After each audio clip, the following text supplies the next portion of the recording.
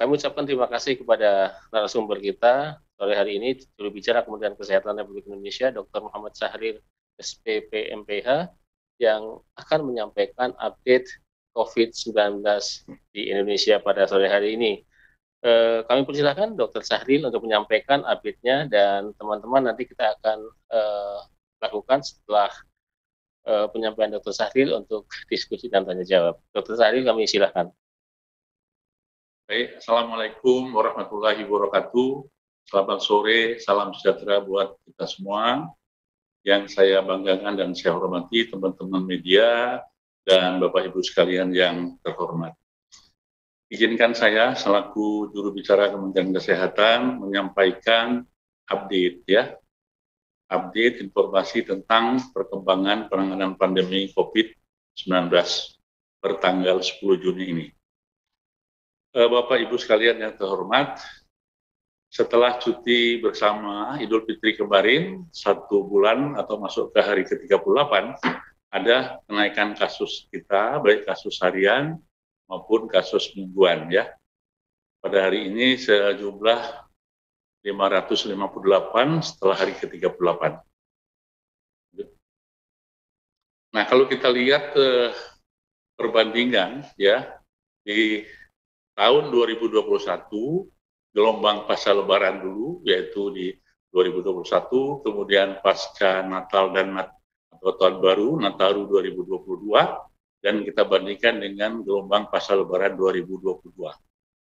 Kita lihat di kasus nasional, itu kita lihat kenaikan kasus di gelombang pasca lebaran 2021, itu setelah hari ke-27, ya kan?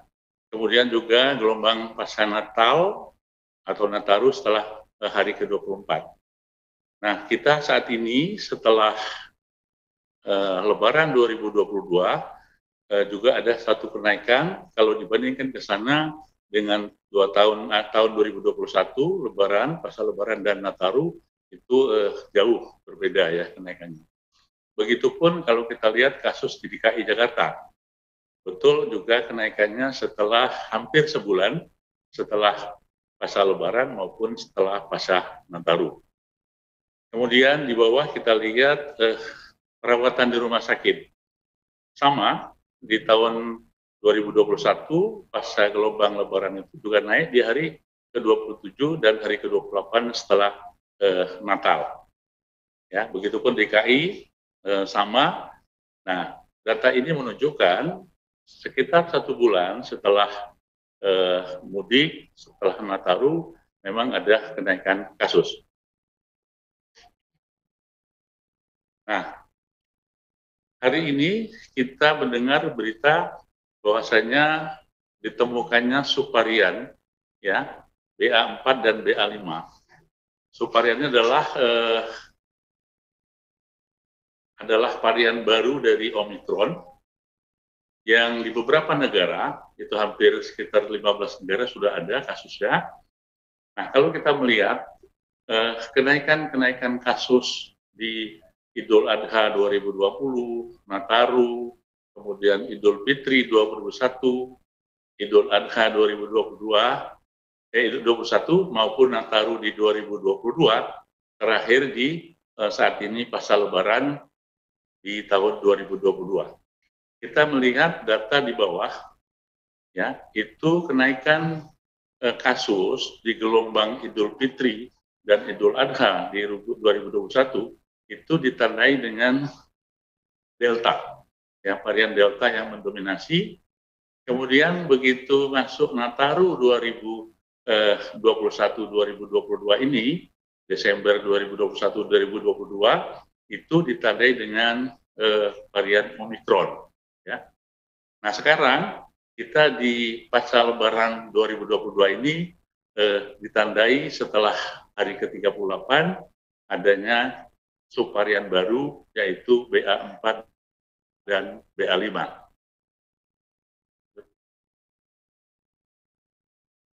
Teman-teman sekalian, ini akan saya sampaikan ada 4 kasus yang subvarian baru, yaitu BA4 dan BA5.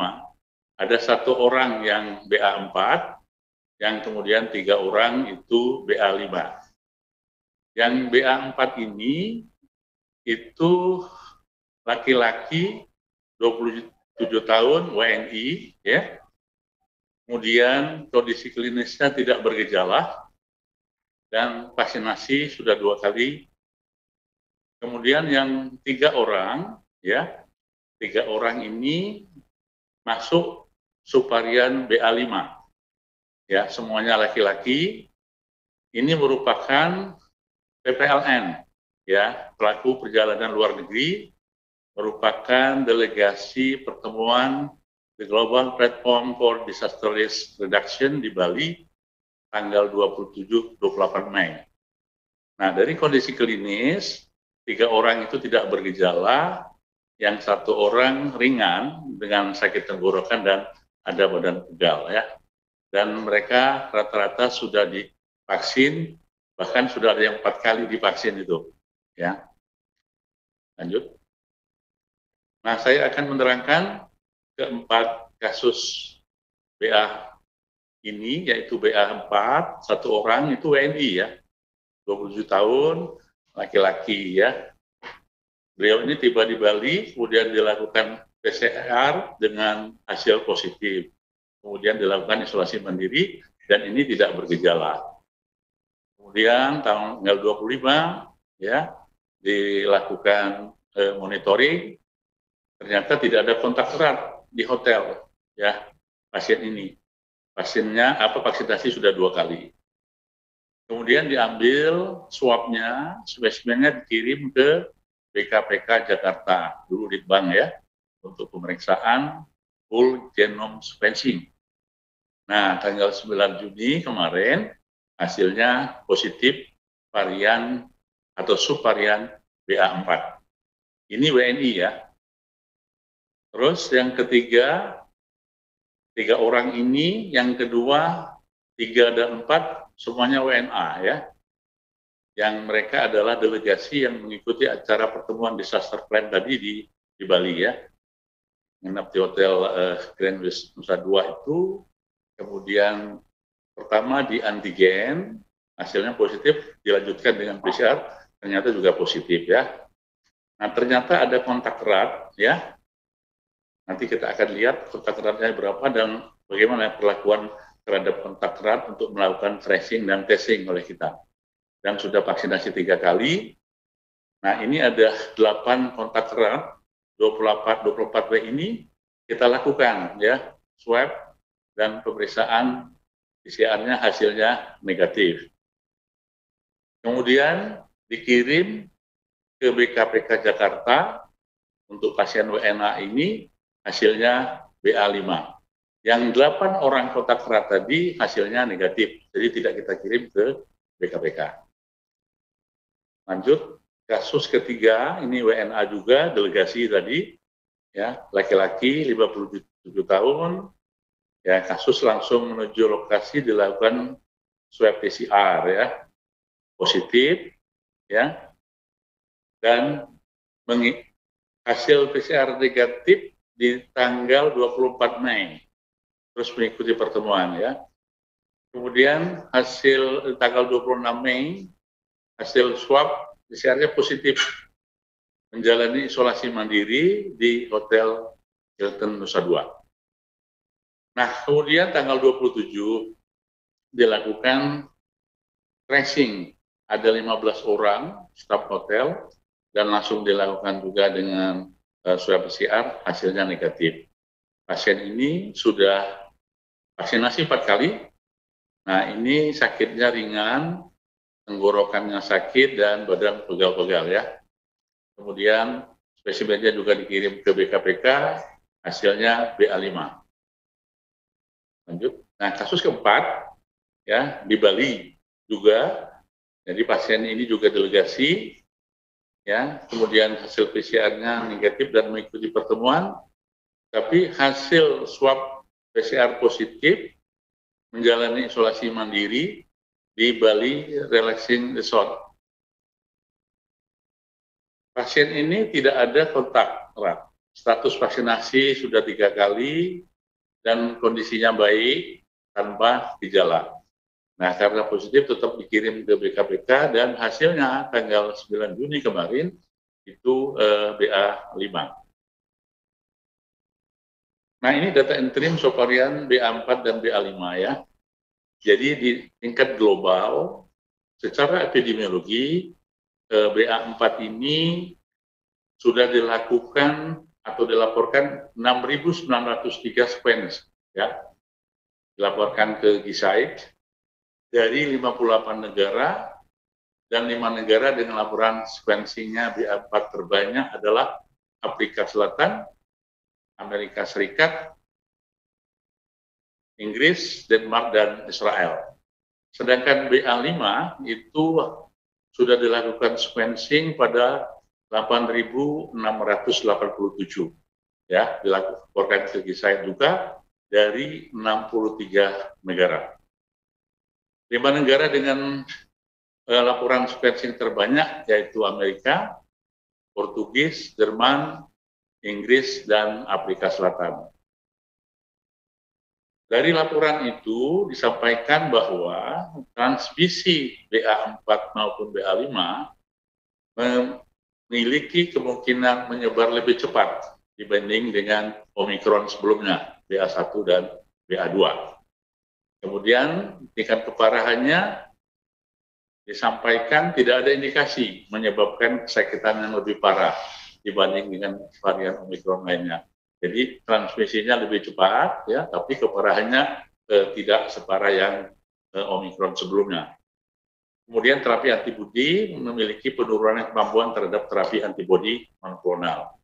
Nah, ini yang mungkin perlu kita waspadai, yaitu immune escape. Artinya dia menghindar dari imunitas seseorang itu, ya, ini memiliki kemungkinan dia bisa menghindar, lolos dari perlindungan kekebalan yang sudah ada pada seseorang yang melalui vaksinasi ataupun melalui kekebalan alamiah yang didapat. Ini data-data interim subvarian BA4 dan BA5 secara internasional ya.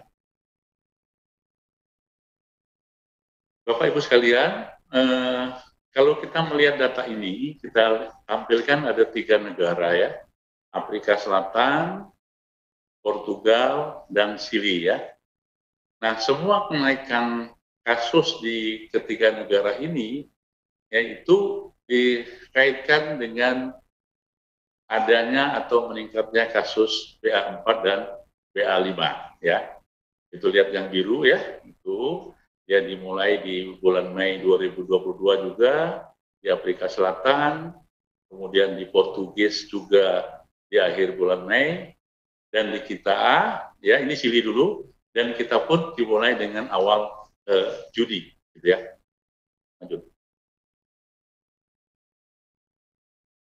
Nah, Bapak Ibu sekalian, ini ingin kami sampaikan agar kita tidak panik, kemudian kita bisa membuat pemahaman yang bersama agar masyarakat tenang. Jadi walaupun di beberapa berita adanya kenaikan kasus seperti yang saya sampaikan di awal tadi, di sekitar 1 bulan, 35 dan seterusnya, itu mulai kenaikan, baik di Idul Fitri di tahun 2021, Nataru 2021 juga, tetapi ya kita masih angka standar positivity rate itu masih relatif rendah, 1,15%. Padahal standar di WHO kita itu adalah 5%. Walaupun kita kasus ada 556. Artinya apa?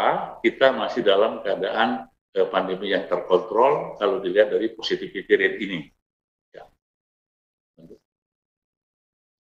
Kemudian kita lihat data transmisi komunitas ya, kasus di Indonesia juga masih rendah ya, 1,03 per 100.000 per penduduk, kemudian per minggu ya.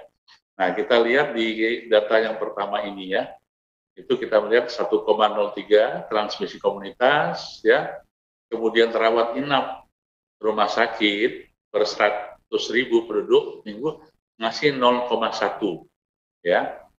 Kemudian juga kematian per 100.000 penduduk per minggu kita 0,01.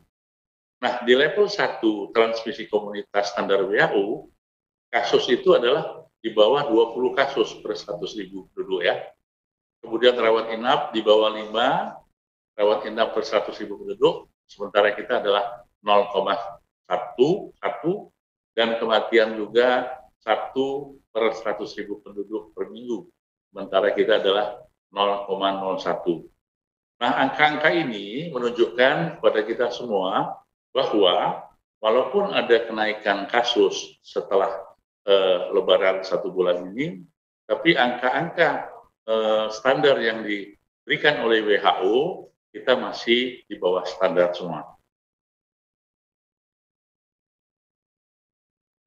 Sekarang vaksinasi ya. Dari per hari ini itu lebih dari 416 juta dosis telah disuntikan. Ya, berarti ada lebih dari 62% dari total populasi yang telah menerima vaksinasi lengkap. Ya, kita lihat yang bawahnya itu ada 200.000 ya vaksinasi pertama, kemudian vaksinasi kedua 167. Kalau kita persenkan vaksinasi dosis 1 yang di atas 12 tahun itu ada 96,4%. Sedangkan dosis 2 adalah 80%. Ya. Untuk total populasi, baik itu di atas 12 tahun maupun di atas 6 tahun, maka kita mencapai 62,16%. Target WHO adalah 70% populasi vaksinasi lengkap pada Juni 2022. Artinya apa? Kita masih ada PR sekitar 8% untuk memenuhi target mencapai herd immunity atau target vaksinasi lengkap yang distandarkan oleh WHO. Dan ini menjadi tugas kita bersama karena apa? Vaksin ini atau vaksinasi ini merupakan upaya kita untuk memberikan kekebalan atau imunitas kepada seseorang dan juga kepada komunitas yang ada di masyarakat kita, sehingga setiap orang ini yang telah mendapatkan vaksinasi akan mempunyai kekebalan untuk dia terhindar tertularnya COVID-19. Nah, ini booster ya. Memang booster kita masih rendah, relatif rendah lah ya. Perlu percepatan, karena dari 34 provinsi telah mencapai 30%, yaitu Bali, Jakarta, Riau, Jogja, Jawa Barat ya. Sementara yang lain ini masih di bawah 30%. Nah, teman-teman sekalian, ini perlu disampaikan kepada publik, masyarakat kita, bahwasanya vaksinasi booster merupakan upaya dari kita bersama agar kekebalan tubuh yang sudah mendapatkan vaksinasi lengkap tadi, yang sudah menurun antibodinya, kita berikan booster, maka diharapkan akan meningkat atau menambah kekebalan tubuh atau antibodi. Nah, diharapkan selama kita masa pandemi terkontrol, booster ini menjadi kekuatan juga agar setiap orang yang mendapatkan booster mendapatkan kekebalan yang cukup untuk terhindar dari COVID-19.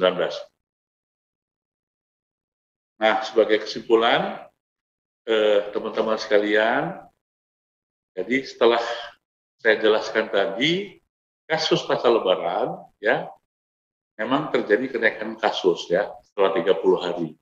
Ya, kita lihat tadi ya di tahun 2021 termasuk di Nataru ya.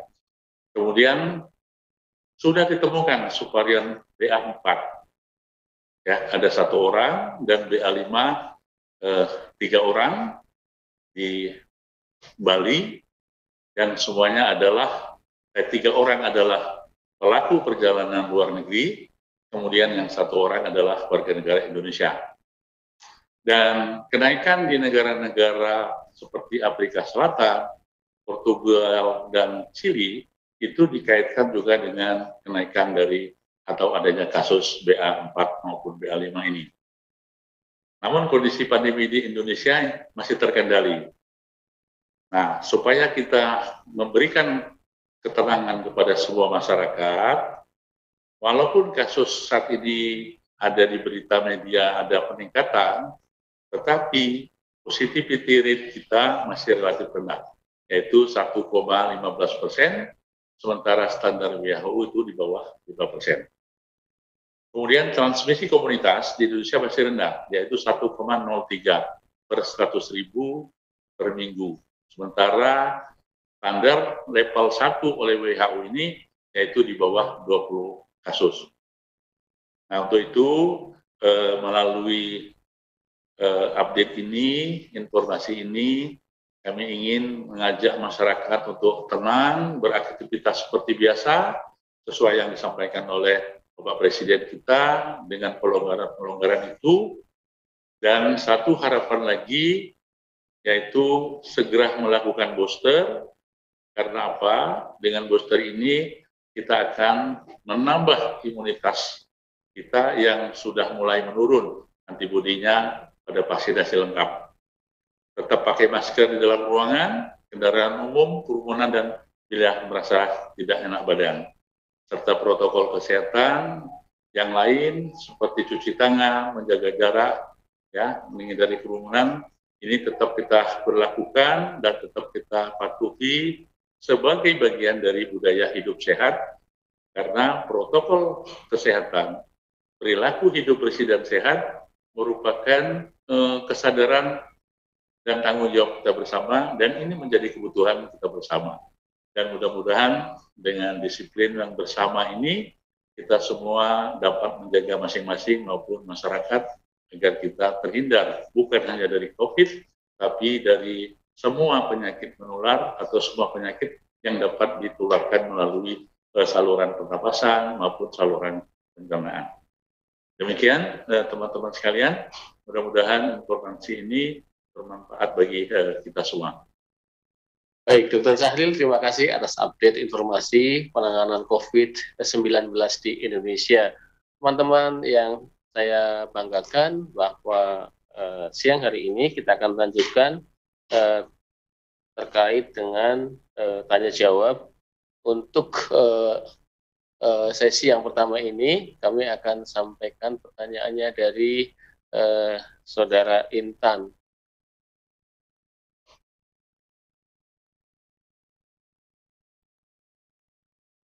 Baik, Intan dari Harian Kompas, Pak Syahril. Pertanyaannya adalah dengan ditemukannya kasus dengan subvarian BA4 dan BA5, apakah ada aturan baru untuk antisipasi subvarian tersebut? Apakah ada pengetatan kembali, terutama untuk pelaku perjalanan luar negeri? Yang kedua, vaksinasi dosis kedua masih belum optimal. Juga vaksinasi booster, apa saja kendala-kendalanya? Silakan, Dr. Syahril.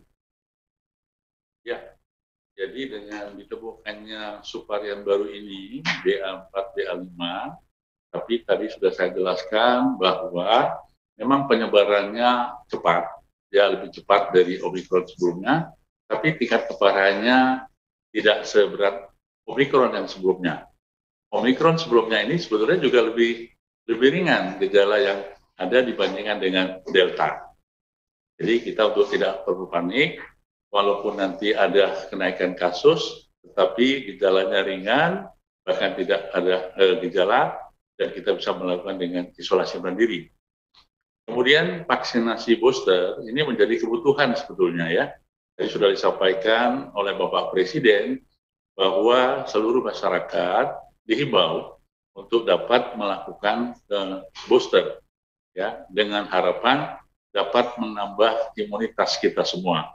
Bahkan disampaikan kecukupan booster ini, vaksin booster ini banyak dan dapat diberikan kepada masyarakat secara gratis. Nah, vaksinasi 1, vaksinasi 2, kalau untuk kelompok umur di atas 12 tahun, kita sudah mencapai 96% untuk vaksin 1 dan 82% untuk vaksinasi kedua. Tetapi apabila dibandingkan dengan sampai umur di bawah 12 tahun, 6 sampai 12 tahun, maka capaian kita 62% secara total, dan masih di bawah standar WHO yang diharapkan yaitu 70%.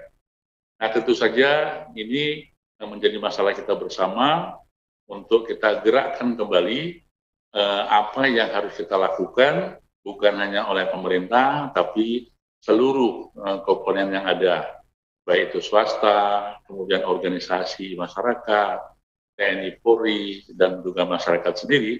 Ayo kita sama untuk menggerakkan agar tercapainya standar WHO 70%. Syukur nanti kalau lebih. Baik, Dr. Sahril, terima kasih. Kemudian kami lanjutkan dengan Pak Nafilah dari Detikcom. Pak Sahril, apakah dengan adanya subvarian baru Omicron, protokol kesehatan seperti memakai masker bakal diperketat lagi, mengingat bisa lolos dari imunisasi pasca vaksinasi? Silakan, Dok. Ya, jadi kelonggaran pemakaian masker di luar ruangan terbuka, ya, tetapi tetap dengan pembatasan, itu tetap akan kita evaluasi ya. Nah, apabila ada peningkatan kasus yang nanti memang ada kaitannya dengan kenaikan BA4 atau BA5 atau varian baru, maka kita akan lebih memperketatkan protokol kesehatan.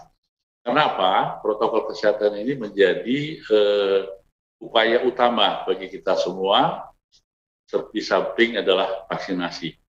Nah, tentu saja kita tidak ingin adanya satu lonjakan-lonjakan kasus lagi, seperti halnya kita mengalami di Delta maupun Omicron sebelumnya. Nah, tentu saja pengetatan ini sebetulnya kita kembalikan ke pribadi masing-masing ya. Bapak Presiden sudah mengatakan tetap kalau di ruangan tertutup, kemudian dengan banyaknya kerumunan dan banyaknya kedekatan orang yang berkumpul, maka masker ini menjadi kewajiban juga untuk kita semua. Termasuk ada orang yang sedang sakit, melakukan, orang-orang yang dengan risiko tinggi, usia lanjut, dan juga mempunyai komorbid, itu diharapkan masker masih tetap kita anjurkan, karena kita masih dalam suasana pandemi, walaupun sudah terkendali.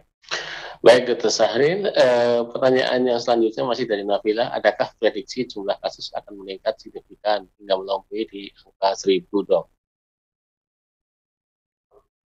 Ya, yang nomor 3.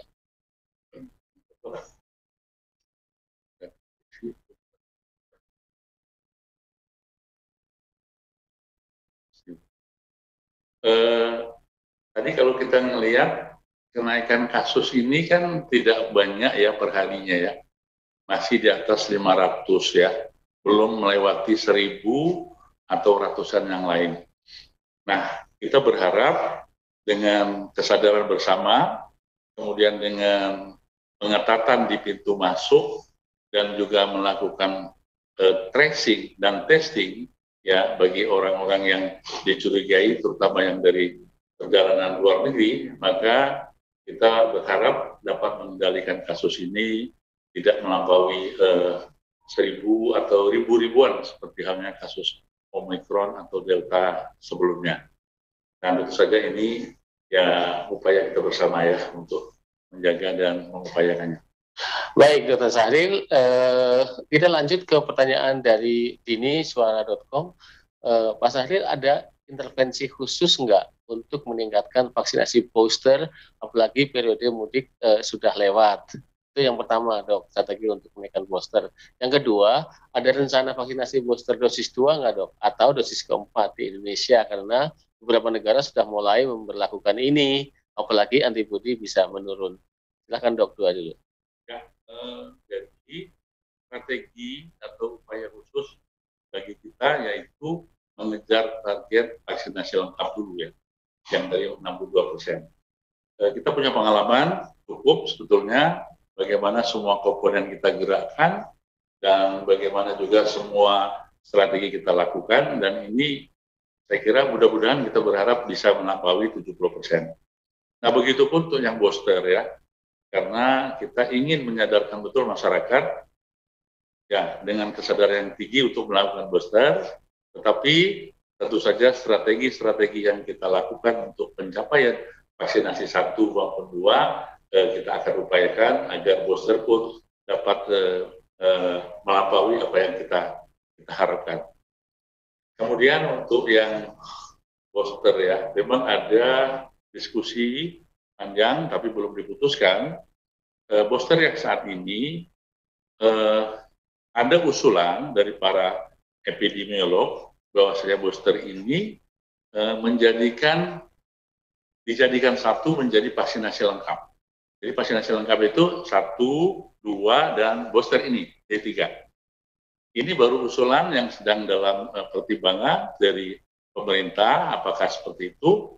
Nah, tentu saja kalau ini disetujui, maka boosternya adalah yang keempat, gitu loh ya. Jadi kalau 1, 2, 3 masuk dalam satu paket vaksinasi lengkap, maka booster atau vaksinasi yang keempat sebagai boosternya. Ya, kita tunggu aja ya perkembangan setelah 1 bulan ini kita mengikuti keputusan Menteri Dalam Negeri menjalankan PPKM level 1 sebagian besar di provinsi maupun kabupaten kota. Baik, Dr. Sahril, itu dari Mbak Dini. Kemudian ada dari Cahya Sari. Apakah kenaikan kasus yang juga disebabkan keluar masuknya orang dari luar negeri, Dok? Mengingat akhir-akhir ini banyak agenda skala global yang berlangsung di Indonesia. Kemudian, apakah PPKM akan diterapkan lagi, termasuk juga pengetatan syarat bepergian? Silakan, Dok. Ya, yang nomor 2 tadi ya, itu memang pertemuan-pertemuan yang bertingkat skala internasional dilakukan tes antigen dan juga PCR. Seperti halnya kasus tadi ya, ternyata ditemukan dia BA4, BA5. Ya, jadi kebetulan saya kemarin juga pertemuan internasional di Lombok juga dilakukan seperti itu. Ya, itu adalah upaya-upaya kita untuk pengetatan karena kita tidak ingin terjadi suatu penularan dari warga negara asing yang juga memang saat ini sedang meningkatkan kasus karena BA4 maupun BA5. Kemudian yang PPKM apakah akan diterapkan lagi, Dok? Jadi gini, PPKM ini adalah sebetulnya strategi atau upaya pemerintah dan kita bersama sebetulnya untuk mengendalikan COVID ya. Jadi ada PPKM 1, 2, 3, 4. Nah, bagi kita yang tidak begitu memahami, PPKM ini memang dianggap sebagai suatu momok atau suatu keadaan yang secara psikologis membuat pembatasan. Tetapi kalau kita melihat apa yang ada di dalam PPKM level 1, itu semuanya sudah 100% sebetulnya kan. Nah, 100%, tetapi kita tetap harus melakukan protokol kesehatan dengan baik dan vaksinasi. Jadi kita berharap level 1 ini kita pertahankan 1 bulan ya. Kita lihat sampai 4 Juli, setelah itu akan ada lagi pembahasan di pemerintah dari semua sektor yang terkait dan terlibat untuk mengevaluasi apakah akan diperpanjang PPKM level 1-nya sampai betul-betul keadaan kita dianggap stabil dan memenuhi standar-standar WHO yang telah kita sebutkan tadi. Baik, Dr. Sahril, terima kasih. Kemudian kita lanjut, ini ada 2 lagi pertanyaan, habis ini kita akan tutup ya, teman-teman. Dari Ardi Okezon, dengan ditemukannya kasus BA4 dan BA5, apakah vaksin dosis ketiga akan jadi kewajiban? Itu yang dari Mas Ardi. Silahkan, Pak Sahril. Ya, saat ini vaksin 1 maupun vaksin 2 itu masih menjadi syarat untuk sebagian kebutuhan bepergian, gitu ya, naik pesawat, kemudian mengikuti suatu pertemuan. Jadi belum dipaksakan atau belum diwajibkan bagi seluruh penduduk. Karena apa? Dengan harapan kita bisa melakukan ini dengan suatu kesadaran yang tinggi. Begitupun booster ya. Booster ini kita lihat kemarin memberlakukan perjalanan mudik itu dengan wajib booster. Saya kira itu satu upaya bagaimana kita memberikan suatu upaya melindungi masyarakat yang lain. Baik, Dokter. Kemudian dari Kelawa iNews, Dok, melihat kasus BA4 dan BA5 terdeteksi 4 orang, bagaimana langkah Kemenkes dalam mencegah ini? 2, sejauh ini apakah BA4 dan BA5 menyasar usia berapa? Apakah anak-anak bisa terkena? Yang ketiga, melihat kasus COVID meningkat, apakah aktivitas masyarakat akan, oke, yang satu dua dulu aja dok ini. Yang ketiga dari jawab tadi. Silakan dok. Jadi kalau melihat kasus yang kita temukan di angka sebenarnya dewasa ya. Ya. Sudah dewasa, jadi ada. Kemudian langkah-langkah kita sudah dilakukan oleh Kementerian Kesehatan dengan Dinas Kesehatan, kemudian pemerintah daerah untuk melakukan tracing dan testing pada yang kontak. Tadi sudah dilakukan. Yang kedua, tadi betul kita melakukan pengetatan-pengetatan, terutama di dalam satu acara atau event-event yang berskala internasional juga, dan harus melibatkan Dinas Kesehatan maupun pemerintah daerah yang di lokasi tempat penyelenggaraan acara dengan maksud memberikan suatu fasilitasi dan kecepatan di dalam melakukan tracing maupun testing apabila dijumpai PCR-nya positif. Baik, ini yang terakhir Dr. Sahril barangkali dari Mbak Dini IDN Times. Dengan adanya sub BA4 dan 5, apakah bisa terjadi potensi gelombang baru? Bagaimana kesiapan Paskes terhadap mutasi varian-varian baru ini? Ini yang kesiapan Paskes, lainnya sudah dijawab seperti pertanyaan yang di atas, dok. Silakan, dok. Ya, jadi kalau semua potensi, semuanya bisa terjadi ya. Jangan dulu Omikron.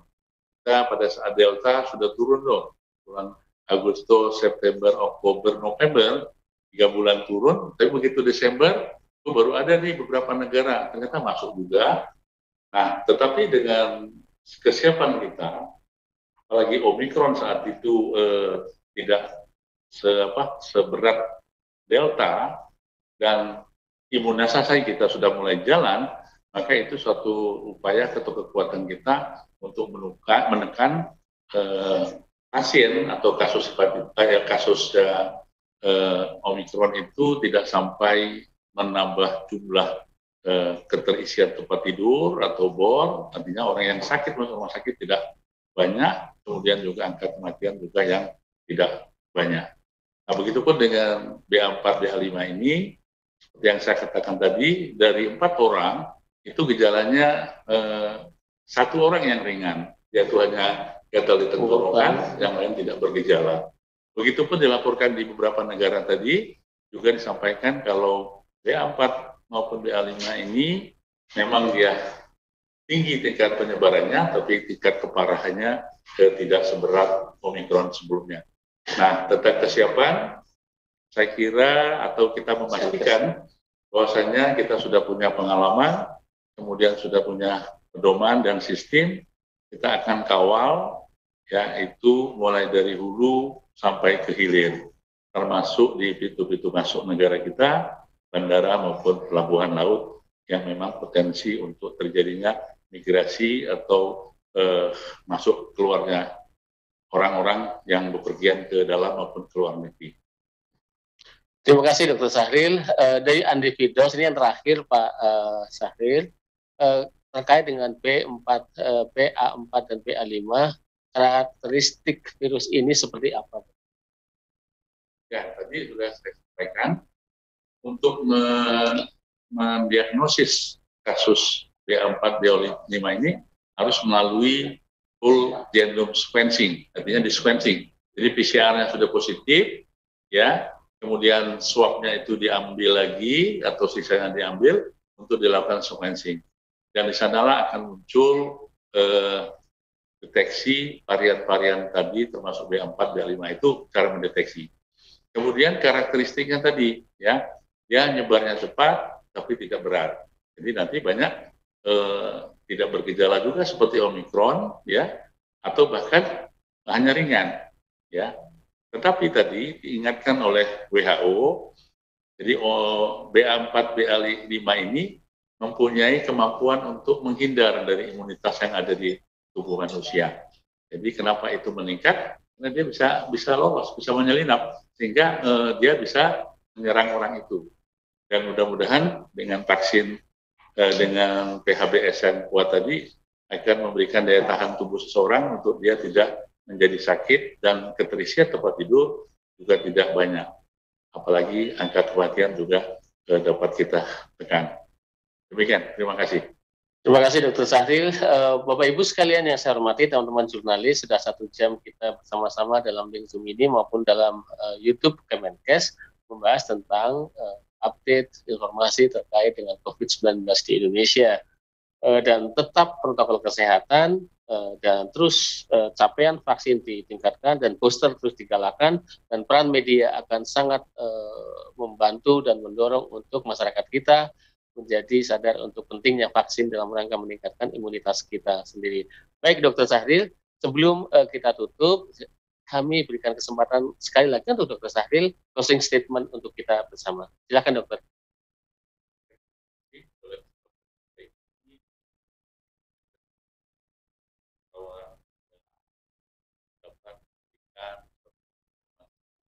Perimbangan berita agar ada informasi kenaikan kasus ini diberikan suatu fakta-fakta, angka-angka indikator yang ada itu masih di bawah standar WHO, ya, sehingga kita tidak perlu khawatir yang berlebihan, apalagi BA4, BA5 ini dikatakan keparahannya tidak seberat Omikron sebelumnya.